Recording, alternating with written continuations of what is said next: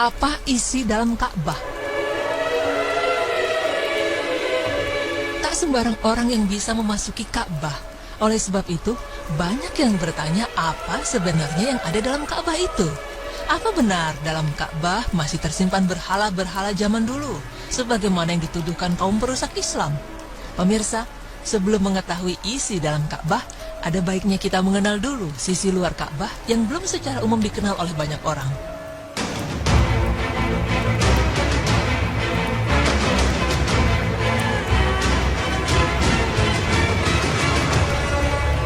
Pintu Ka'bah setinggi 2 meter dari lantai, naik dengan menggunakan tangga seperti tangga mimbar. Saat ini tangganya terbuat dari kayu berlapis perak yang dihadiahkan oleh salah seorang pengusaha India ke Ka'bah. Tangga tersebut tidak diletakkan di dekat Ka'bah, kecuali jika pintu itu akan dibuka untuk kunjungan dalam momen-momen tertentu tidak lebih dari 15 kali setahun. Lalu ada juga pancuran yang muncul dari atas atap di bagian tengah dinding rukun utara dan rukun barat. Pancuran itu disebut Mizab Rahmah. Mizab ini dibuat oleh Al-Hajjaj bin Yusuf dengan tujuan agar air tidak tergenang di atap Ka'bah. Pada tahun 959 Hijriah, Sultan Sulaiman Al-Utsmani mengganti ujungnya dengan bahan perak. Kemudian pada tahun 1021 Hijriah, Sultan Ahmad Al-Utsmani mengganti ujungnya dengan perak berukir yang ditulis dengan tinta biru berselang-seling emas.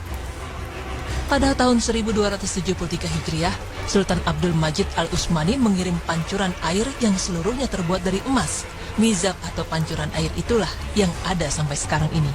Di depan Mizab terdapat Al-Hatim, yaitu bangunan melengkung setengah lingkaran yang kedua ujungnya berada di rukun utara dan barat dengan jarak 2,3 meter. Tingginya 1 meter dan tebalnya 1,5 meter. Bagian ini dibeton dengan batu pualam berukir dan di sepanjang bagian atas terdapat tulisan yang dipahat. Jarak dari tengah dinding bagian dalam ke dinding Ka'bah 8,44 meter. Ruang yang ada di antara keduanya disebut Hijr Ismail. Lalu bagaimana fisik dalam Ka'bah?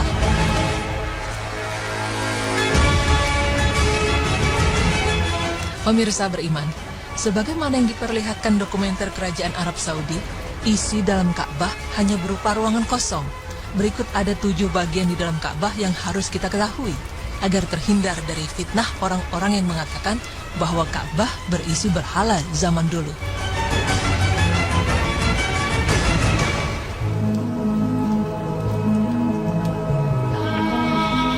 Bagian pertama adalah salah satu rukun atau sisi Ka'bah Al-Musyarrafah. Tampak di bagian atas terdapat bagian kain kiswah yang dipergunakan khusus untuk melapisi bagian tersebut. Bagian kedua, terdapat lemari di dalam Ka'bah. Posisi lemari ini tepat berada di depan pintu Ka'bah jika dilihat dari bagian dalam. Di atasnya biasa diletakkan alat pewangi dari asap kayu gaharu yang khusus untuk mengharumi ruangan Ka'bah. Biasanya hal ini dilakukan setelah prosesi pencucian Ka'bah. Di dalam lemari ini juga tersimpan semacam kapur pewangi yang beraroma mawar untuk membaluri dinding Ka'bah agar tetap wangi. Hal itu juga dilakukan setelah dinding-dinding Ka'bah dibersihkan dengan air zam-zam yang dicampuri dengan air mawar. Bagian ketiga ini adalah tempat sholat Rasulullah SAW ketika beliau memasuki Ka'bah. Raja-raja, gubernur-gubernur Mekah Al-Mukarramah atau tamu kerajaan selalu sholat di tempat ini sebelum memulai prosesi pencucian Ka'bah. Mungkin setelahnya kita berharap bisa menjadi orang-orang yang bisa ikut sholat di tempat ini. Bagian keempat merupakan bagian kecil di dinding Ka'bah berupa batu tertentu. Posisinya menghadap tempat sholat tadi. Pada batu tersebut tertulis kalimat La ilaha illallah Muhammad Rasulullah.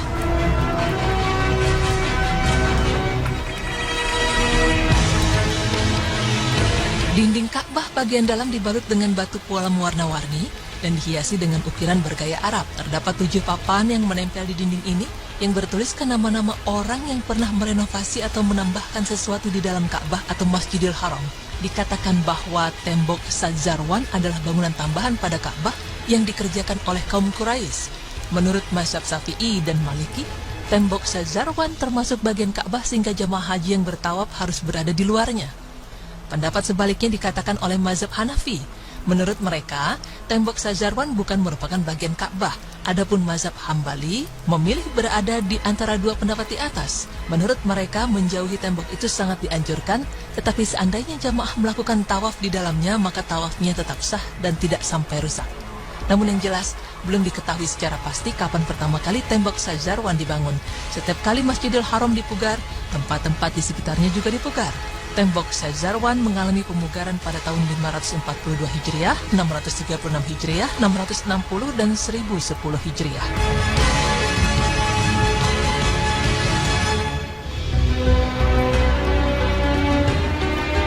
Bagian kelima adalah atap dalam Ka'bah yang penuh dengan ukiran-ukiran mengagumkan. Selain itu, atap tersebut juga dihiasi dengan lampu-lampu indah yang terbuat dari emas murni dan dari perhiasan-perhiasan indah lainnya. Sedangkan lantai Ka'bah dibuat dari batu pualam putih.